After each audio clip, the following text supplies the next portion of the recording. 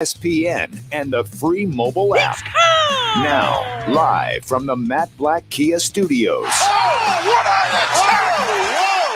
a move! Here's Josh Hennig. Josh Hennig here, Hump Day edition of Game Night on 97.3 ESPN and the 97.3 ESPN mobile app. We are live on Facebook, YouTube, and Twitter, where you can watch the show here on 97.3 ESPN. Yes, it is Wednesday. That means Dave Weinberg will join us at 6:20 tonight, as we got some stuff to get to with Dave. Obviously, the Eagles have made a signing. They are bringing in Eric Wilson, the Vikings linebacker, to join their defense. So addressing a position of need. Also, they are re-signing Jordan Howard. So two positions of need being brought in for the Philadelphia Eagles. So we'll get to all of that with Dave coming up at 6:20.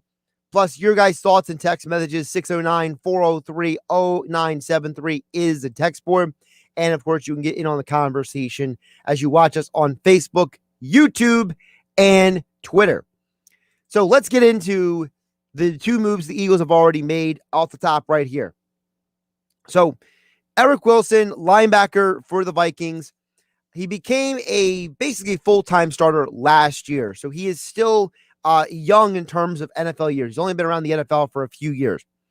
But what he brings to you is a working knowledge of your defense. So with Gannon coming in here, bringing in his version of a defense, all right?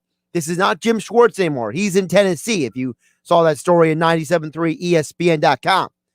He ain't here anymore. He gone.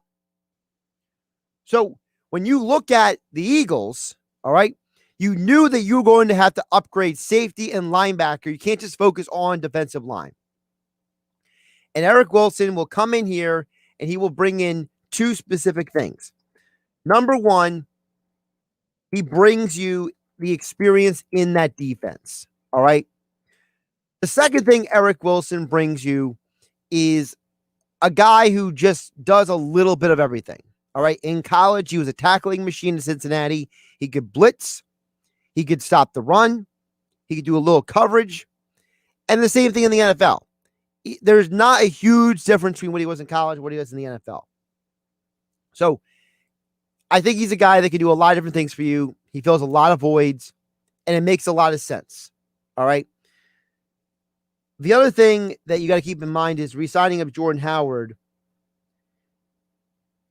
When you re-sign Jordan Howard, what you're doing is you're putting yourself in a position to not need to go out and address per se running back. All right. And the reason why I say it like that is because a lot of people were wondering if the Eagles were going to go get a power back in the draft. And for them to re-sign Jordan Howard says, to me at least, that this team values what he brings to the table with this new coaching staff. Remember, it's a brand new offense, brand new situation when it comes to the coaches, when it comes to the offense. So Jordan Howard makes sense to bring back because he knows the team. He's played in a few different offenses, and there has to be something about him, aside from what his ability to play football, that makes sense for Nick Sirianni's offense and Shane Steichen. We know that in Indianapolis and with the Chargers, Sirianni and then Steichen with just the Chargers, they were teams that used multiple running backs. They didn't just have one guy carrying the bell cow all the time. And they leaned on guys for certain roles. So whether you're Naheem Hines and Jonathan Taylor over there in Indianapolis, whether you are like Austin Eckler, for example, and originally was Melvin Gordon, and then later they brought in, Justin Jackson, the guy they drafted, whoever it may be with the Chargers, guys had specified roles. So you have to wonder, is Jordan Howard being brought back here because he fills a specified hole? That's what I think is going on here. I think that Jordan Howard is about filling a role in the Sirianni Steichen offense. So these are two moves that make a lot of sense. I know they're not flashy. I know they're not sexy, but they make sense. And I think that at this point in time, that's what's most important for this team. I told you guys before, and I'll tell you again. People get so hung up. They get so bent out of shape when it comes to, Oh, you didn't get Jadeveon Clowney. Frankly, I don't know if Jadeveon Clowney would have made sense for this team last year or even this year. Just because a guy as a name, just because he has a certain cachet, it doesn't mean that he makes sense for your team. I know that when LeGarrette Blount was signed, people weren't screaming for the rooftops how that was the greatest signing of all time. It was a simple, logical move. When they traded for Jay Ajayi, it was a simple, logical move that, by the way, was criticized. I remember that trade. Oh, he's got knee problems. Why are you bringing another power back? Why are you diminishing LeGarrette Blount? None of those issues happened, at least in 2017. The knee issues crept up down the road. But listen, let the situation play out, because sometimes you got to get the player that makes sense, not the flashy, sexy move. By the way, does anybody want to talk about the fact that how many teams has Jadeveon Clowney been on now? He was on Houston. He got traded to Seattle. Then he ended up in Tennessee, and both of those teams didn't bring him back. Okay. That's interesting. Or am I the only one that finds that interesting? People want him so bad, but he can't stay in one place. He's been on 3 teams in 3 years. I don't know about you, but I'm not thrilled about a guy who's been in 3 places in 3 years. If he's so talented and so desirable and so great and all this, why'd he bounce around so much? There is something to be said for the fact that just because a guy has name and recognition doesn't mean that he's worth your time. So Eric Wilson and Jordan Howard are not going to be the gaudiest headlines. They're not going to be at the top of ESPN, NFL page, or CBS Sports, or Yahoo Sports, or Bleacher Report, or whatever platform it is. It's not going to be the number one headline, but there might be moves that make a lot of sense for you when the season gets here.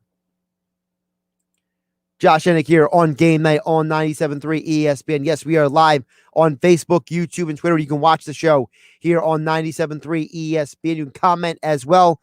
Aside from the digital stream at 609-403-0973 to get on the conversation. 10 minutes from now, we will talk with Dave Weinberg for a Weinberg Wednesday about the Eagles, the NFL draft, and more. I can't, though, go too deep into the show without talking about that Sixers game last night. Because Joel Embiid was dominant. He was lights out. Dominant. And as I'm watching the game last night, I had a major takeaway.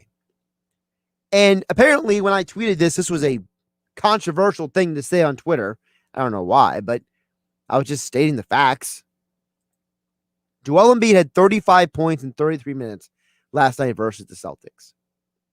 And I asked the question, who on the Nets is going to slow down Joel Embiid?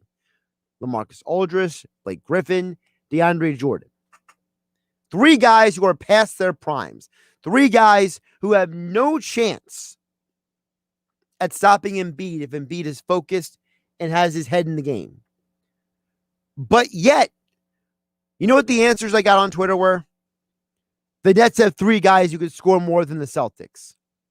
The Celtics can let Embiid score his points while Harden and the rest will go off. All right.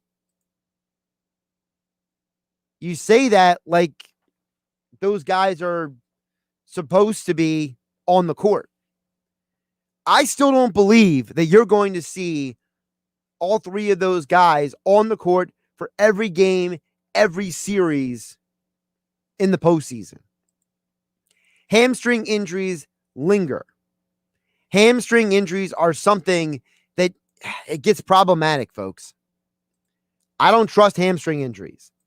That's a dangerous, dangerous situation. And now you have not just Durant, who's coming back from his hamstring issue. They kept him out almost 2 months. But now James Harden is going to be out for over a week with a hamstring problem. That is not a good sign. But I'm just supposed to accept and believe that, they'll be at full power. They played 8 games together this year. That is less than a quarter of what the rest of the league has been able to do when they've had a big 3 play together. By the way, the Phillies just hit on a home run. That would be Mr. JT Realmuto with an Oppo Field 3-run blast as the Phillies lead 7-1. How about them Phillies?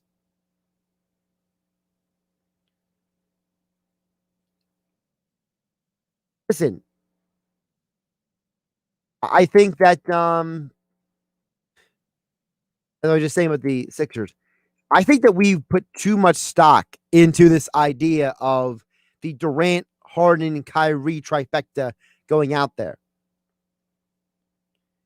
And as Jason Fitz said earlier on the Sports Bash, which I almost fell out of my seat because I felt like I was listening to myself, there's a lot of reasons why this Nets team may not even get to the NBA Finals.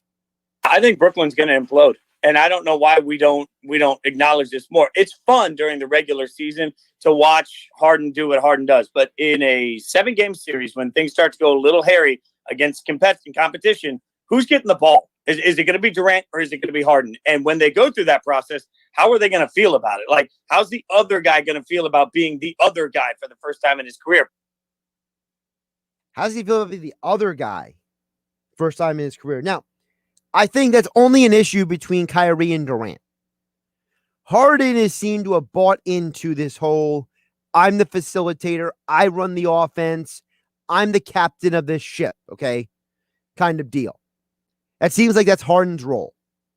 And I think Harden is completely okay and fine with deferring in certain situations. I think that issue comes down to Kyrie and Durant because Kyrie has clashed with every big name he's ever played with before. Now, I understand that LeBron and Kyrie have a great relationship off the court, but Kyrie wanted out of Cleveland. He didn't want to play with LeBron anymore. He didn't want to stay a Cav. He wanted out of town. And then he got to Boston. He said he wanted to be there. Then all of a sudden, he didn't want to be there anymore. Now he's in Brooklyn. All right, now what happens?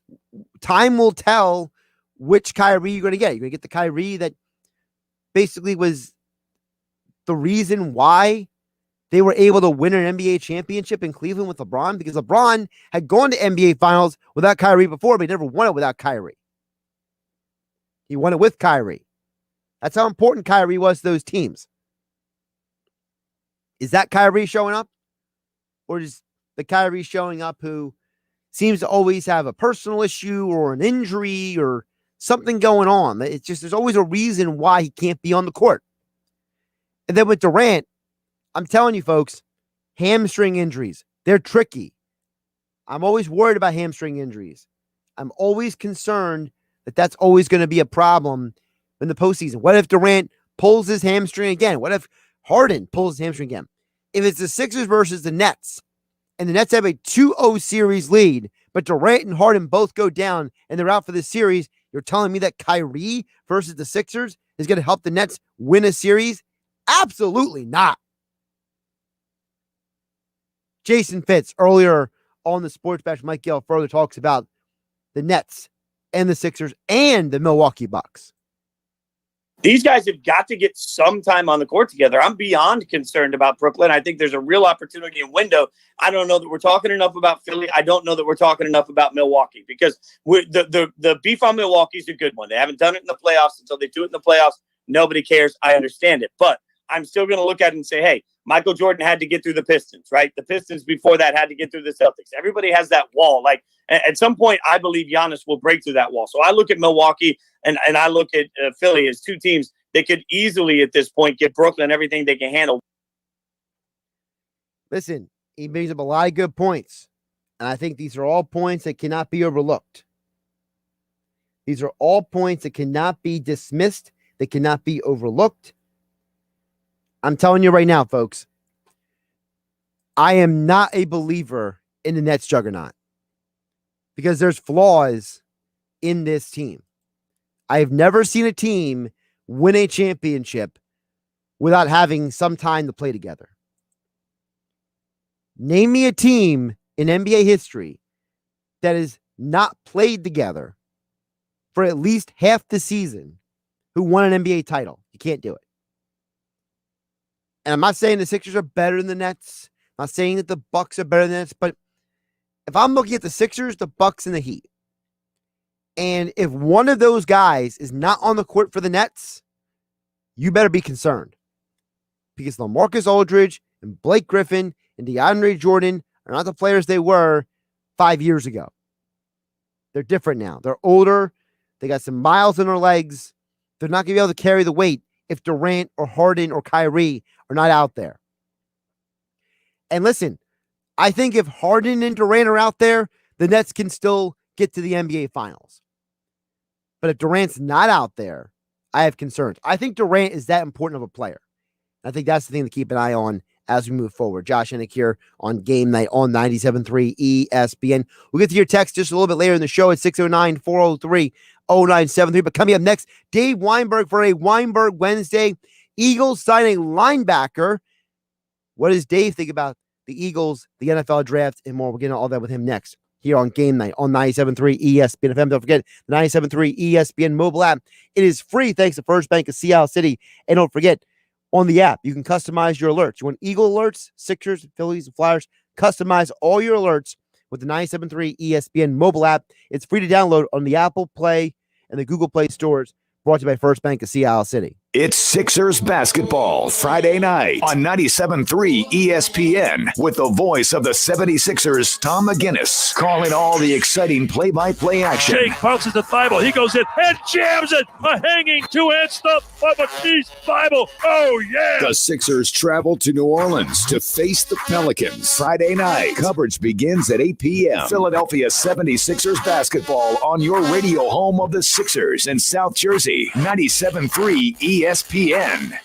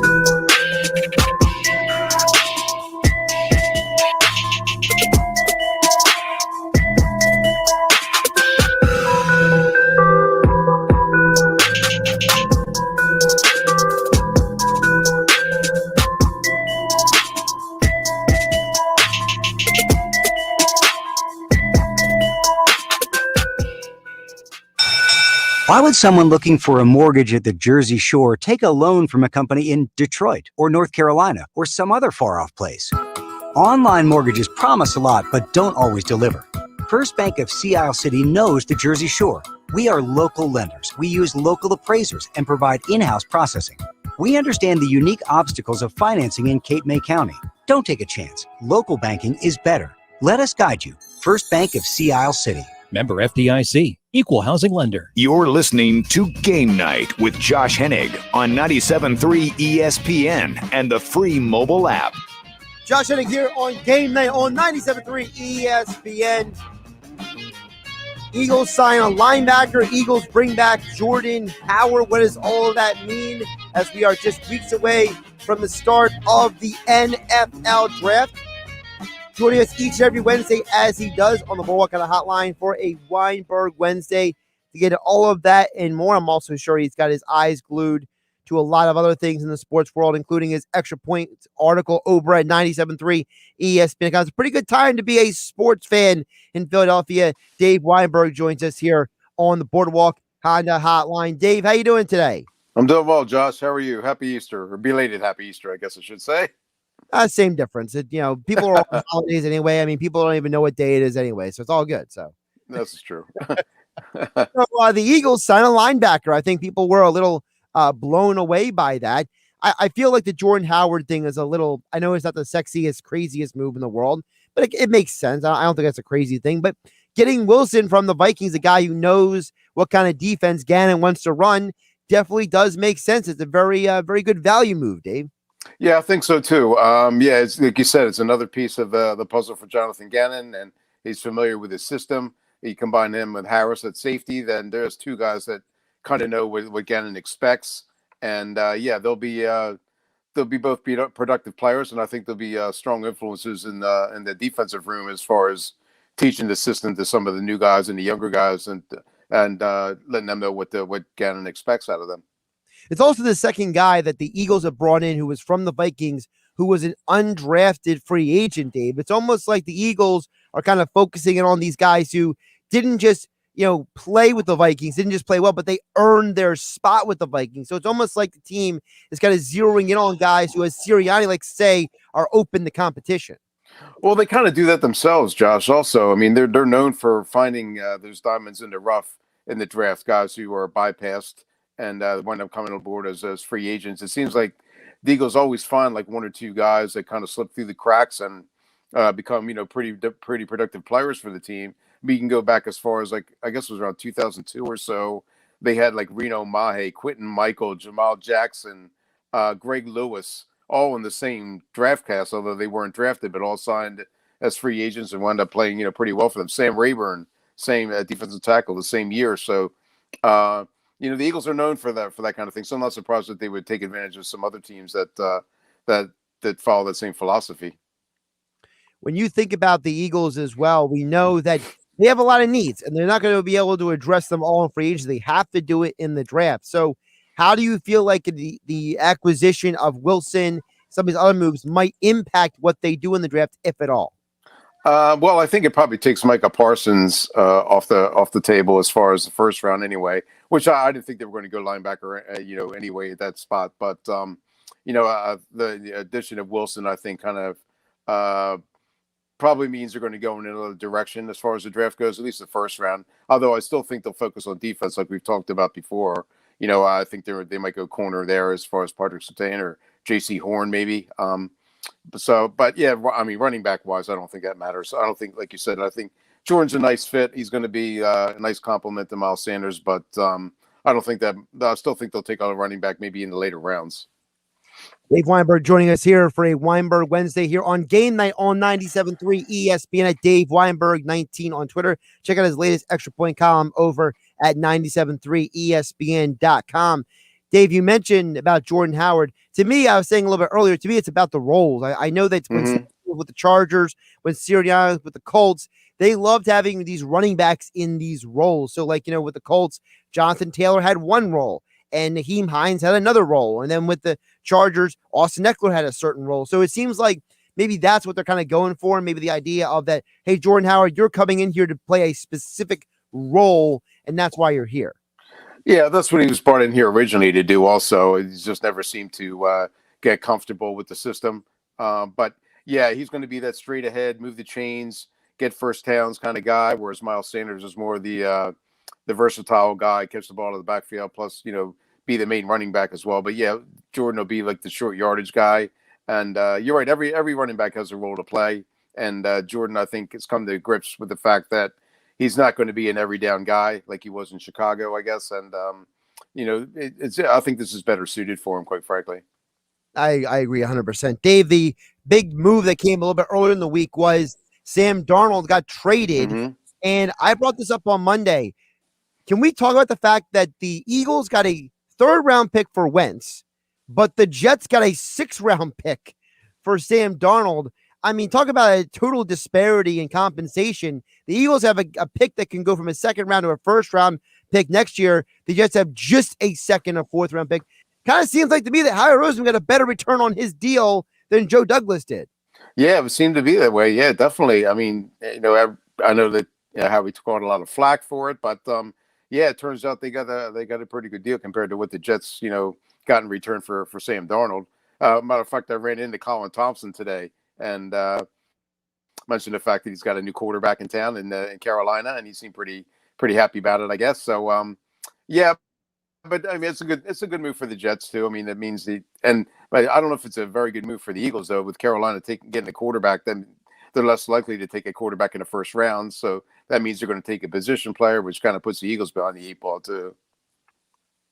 Potentially, yeah. I feel like when you get to the Panthers, to me, the big thing for them was, were they going to take a draft quarterback or not? I feel like acquiring Darnold creates a new opportunity for us. We hear the Falcons are talking about, trading out of the 4th spot. So does a team trade up to them? I still think there's a potential of 4 quarterbacks being taken in the top 10, which typically happens. I mean, JJ Watt, he was 11th overall pick because people thought Jake Locker and Blaine Gabbert were going to make a difference for those franchises. That turned out to be pretty wrong. So, every year there's a guy who drops, and Eagles are still in a position to have that guy drop. The only concern I have, Dave, is the Cowboys also need cornerback. The Cowboys also need defense. So you gotta have to wonder, could the Cowboys steal somebody from the Eagles?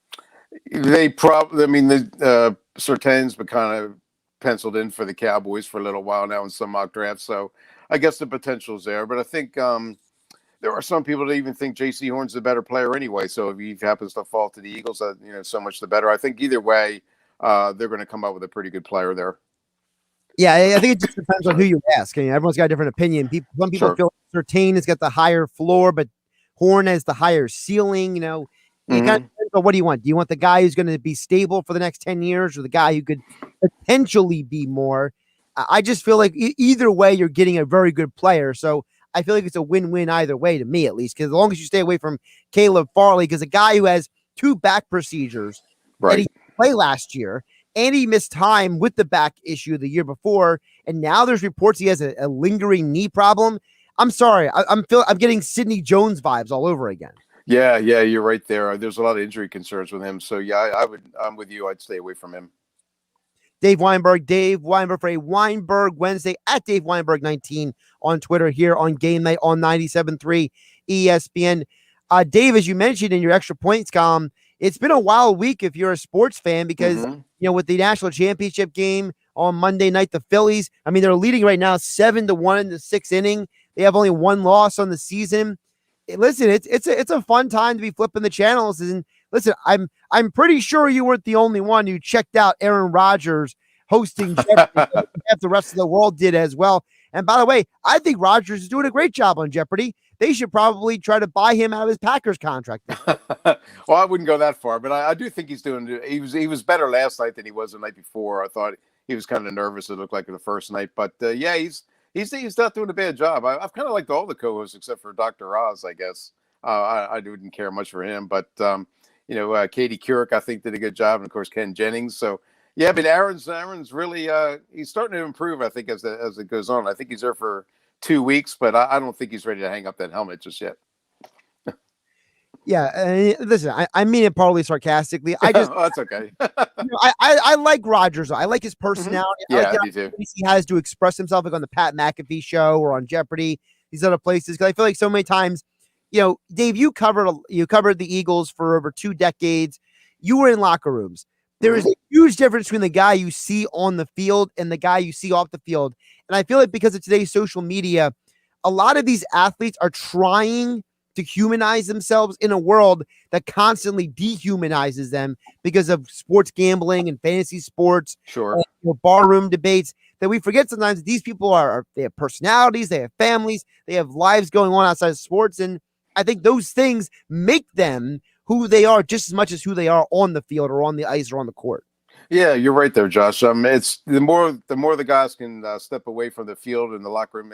You're right. People have a certain idea of how these guys are, what kind of people they are, based on how they play or how they act within the team confines. But there's a lot more to them, like you said. A lot of them are family men. A lot of them have interests way outside of football or baseball, or what have you. And the fact that Aaron's going on there and kind of let his sense of humor come through a little bit, his personality. Hopefully more guys will do that kind of thing. And then, I think they do a very good job of branching out, letting people see like their human side to them. Now, Dave, I got to ask you, the Phillies did have a loss already. I want to know, what is your opinion on the Vince Velasquez thing? I think a lot of people are starting to, just lose their minds at this point because it feels like that was not a place to put Velasquez in. My thing was, hey, went out there, had 1 inning. Now get him out of there before anybody figures out what happened. Yeah, I've been. This is kind of Vince's entire career in a nutshell. You'll see times when he'll be totally dominant, just blow through the lineup for the first time around, second time around as a starter, and then he implodes. And now it's as a reliever. He can get the strike out the side in the first appearance, and then next then he walks like 17 guys, and it's just I'm kind of frustrated with him. I don't know that he's ever going to be able to realize his potential. I mean, he's got the arm that most people would kill to have, but for whatever reason, he's not able to harness it, not able to focus and concentrate and become a pitcher instead of a thrower. And that's the whole key to baseball at that level. I mean, anybody can throw 90, 95 at that level, even 100, but be able to locate, set up pitches, make the pitch that you want to make, not what the batter's expecting. And he just doesn't seem to have that in him. I don't know why.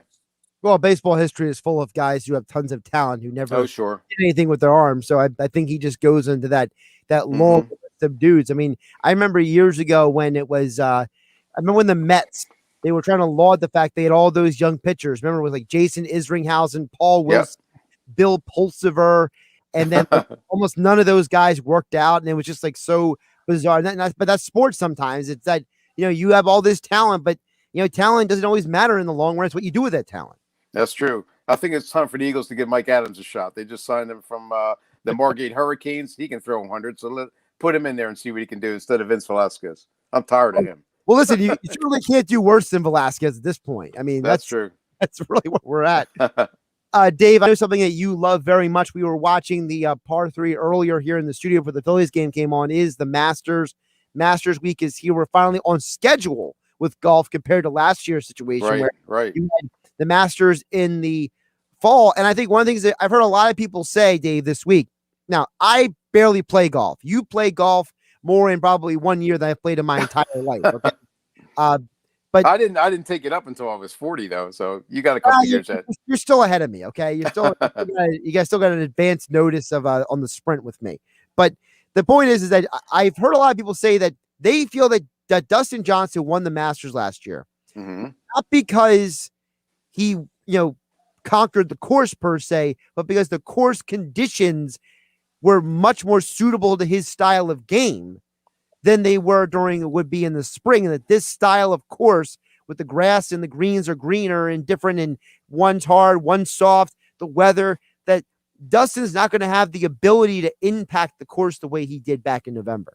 Yeah, I was actually listening to the Golf Channel earlier today, and they were talking about that very thing where in November, the course had gotten a lot of rain and it was very soft. So that lent itself to the really big hitters. The long hitters could just bomb away without having to worry about, so much strategy. But now courses are faster and firmer. So the course is faster and firmer. So that kind of lets some of the I don't want to say lesser hitters, but the guys who don't hit it quite as far, but they're going to get that roll. So they're going to be hitting pitching wedges into greens instead of 8-irons like we were doing in November.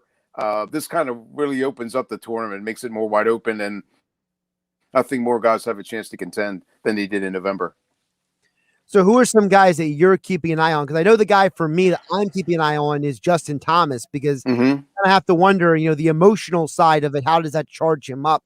He keeps talking about Tiger. Tiger's giving him advice and all that kind of stuff. Then I have to wonder, is Tiger maybe in his ear a little bit saying, hey, if you do this, maybe that might give him a little edge. Yeah, it could be. I mean, I think Justin's certainly one of the favorites. I actually went over to the William Hill Sportsbook at Ocean today, and I bet 5 guys, and he was one of them. And I think John Rahm is another one. It's kind of a sentimental pick for me somewhat because he went to Arizona State, which is my son's alma mater, and but he's playing very well. He's a new father now, so he's got an extra motivation, I guess. And I always put money on Phil Mickelson. I can't help it. I know I just threw $20 away, but if he can turn back the clock, and that's going to give me $2,000. So I have to go with Phil because he's a lefty like me, and he's in the Sun Devil also. All right. Well, you listen. At least you're consistent, right? At least you're not sitting there just going out on a whim. It's not like you went and bet. I don't know. Like I forget the one guy they mentioned earlier today. They were like, he's not even going to make the cut. But I forget the one pairing off the top of my head. It's whoever. It's one of the guys who's paired with Justin Spieth. Somebody was saying that Jordan Spieth. Yeah, I gotcha. Yeah. But not Jordan. Someone paired with him. They were saying they don't even know that guy's going to make the cut. So that's probably right. I was like, that's the other thing. They were saying that apparently they changed some of the rules for November when it came to the cut line than it usually is. So, I mean, there might be a possibility we might see more guys not make the cut because of, as you mentioned, the conditions. Guys like Bryson DeChambeau, he's a big hitter. Yep. I mean, is he even in the leader round when we get to Sunday? Yeah, I don't think this is going to be Bryson's tournament. I think he had a better shot in November, because he is such a big hitter. He's an underrated player, though. I mean, he's better. He is an all-around player, which most people think he's just he just hits the ball as far as he can, and there's nothing else to his game. But he is good. But don't sleep on Brooks Koepka. I know he just had knee surgery, and there's been a lot of reports about how much pain he's in and stuff. But he's very much a competitor. He was playing very well before he got hurt. He's another guy that actually I put $20 on also. Well, if someone's in the lead, if you want to just, you could go jump on that. Listen, you could jump on that site Prop Swap and maybe flip some of those tickets around when, if you don't have a good feel about it as we get to Saturday. So that, you can still walk out of there with something at least and, cover to the tail. Yeah, you never know. It's more for fun than anything, but I just love the Masters. I love all the majors. I'm glued to the TV whenever they come around. Now, you said that you love all the majors, but what makes the Masters unique compared to the others? Because I think sometimes people who maybe they're like the casual fan, like, oh, well, it's another major, but it's really not when you get down to the history of it, right? No. I mean, if you're a golf purist, you probably favor the Open, which is, commonly referred to as the British Open, because of the conditions and the adversity that people got to go through to win that. But yeah, the Masters is so steeped in tradition, and even just I've never been there personally to Augusta National. I've always wanted to go, but just to see on TV, just the beauty of the course and the trees and the flowers and the it's so green. The sand is so white. It's just breathtaking to watch. And from a local, I guess, kind of a local note, this marks the 70-year mark since a guy named Ski Regal, who lived in Cape May for I don't remember, like 50 years before he passed away. He finished second to Ben Hogan in the 1951 Masters. And so I've always, it's always been, I used to hear some stories from him about what it's like to play there and stuff. And so it's, it's a tremendous event. It's just a special time. And I try never to miss it. Well, we will have Masters updates all week and all weekend long here on 97.3 ESPN. So stay tuned for those throughout the day, each and every day, today through Sunday. He's Dave Weinberg at Dave Weinberg 19 on Twitter for all of his thoughts on the Eagles and all of sports, as well as his extra point columns at 97.3ESPN.com. And of course, don't forget his Tequila and Touchdowns with Dave Weinberg. Yeah, I heard Mike Gill's plug for me. I appreciate that. Well, apparently you have a brand new fan of the podcast. He said to me, he goes, you got to mention that Weinberg podcast. I'm like, Mike, I've been mentioning the podcast for a year now. What are you listening to? Yeah, it's fun. It's time we finally got on board, right? Yeah. So thanks for joining the club, Mike. Yeah, really. Dave, I appreciate you jumping on as always, and enjoy the baseball, enjoy the Masters. And we are about 3 weeks from the NFL draft. Well, thanks, Josh. And a special shout out, happy birthday to my daughter, Ashley, who was 38 yesterday. So I just wanted to make sure that everybody felt I could give her a happy birthday little shout out there. Beautiful father right there, Dave Weinberg. Yeah, I'll try. Great ESPN. Take care, Dave. All right, Josh. Thanks again. I appreciate it.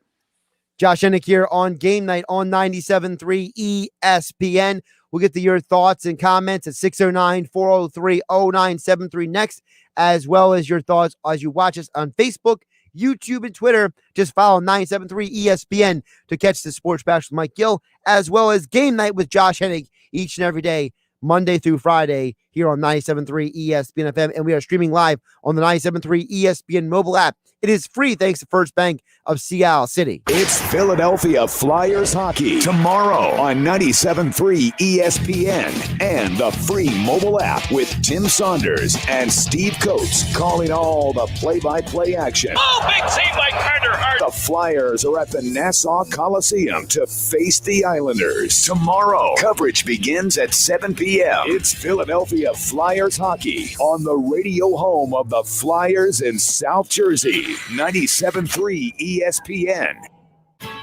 Town Square Media has teamed up with Rossi Honda on South Delsea Drive in Vineland to bring you the Teen Safe Driving Program. As parents, we need to instruct our teens how to handle emergencies, remind them not to text while driving, and never drink and drive. Bring your teen's car into Rossi Honda for a free safety check, no matter what the type or where you bought it. Or have them come in for a free safety class, where they'll learn how to change a flat tire, what to do about a dead battery, or what to do when they run out of gas. Call Rossi Honda for an appointment.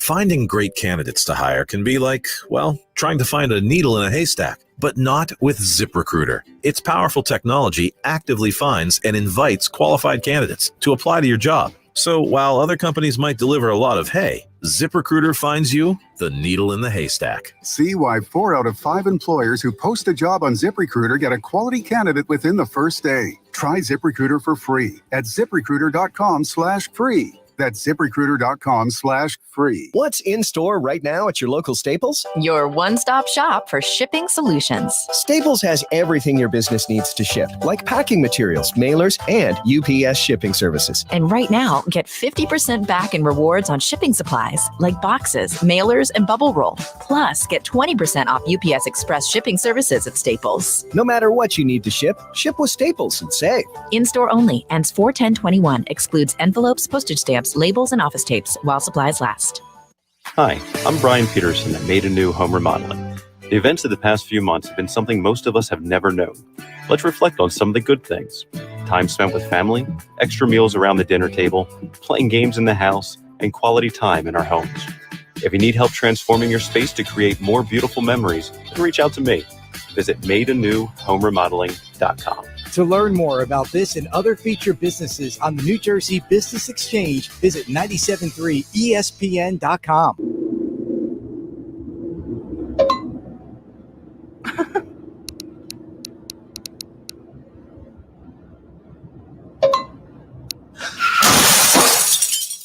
Police officers know it only takes a few seconds of someone texting and driving for things to go terribly wrong.